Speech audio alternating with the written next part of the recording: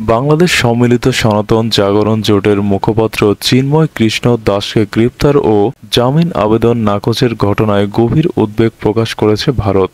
মঙ্গলবার ২৬ নভেম্বর ভারতের পররাষ্ট্র মন্ত্রণালয়ের এক বিবৃতিতে এই উদ্বেগ প্রকাশ করা হয়। বিবৃতিতে বলা হয়, বাংলাদেশ সম্মিলিত সনাতন জাগরণ জোটের মুখপাত্র চিন্ময় কৃষ্ণ দাসকে গ্রেপ্তার ও জামিন নাকচ করার বিষয়টি আমরা গভীর উদ্বেগের সাথে লক্ষ্য করেছি। বাংলাদেশের চরমপন্থী গোষ্ঠীর দ্বারা হিন্দু এবং অন্যান্য সংখ্যালঘুদের উপর একাধিক হামলার পরে এই ঘটনা ঘটেছে। বাংলাদেশের সংখ্যালঘুদের বাড়িঘর ও ব্যবসা প্রতিষ্ঠানে অগ্নিসংযোগ ও লুটপাটের পাশাপাশি চুরি ও ভাঙচুর এবং দেবতা ও মন্দিরের অপবিত্রতার একাধিক ঘটনা ঘটেছে।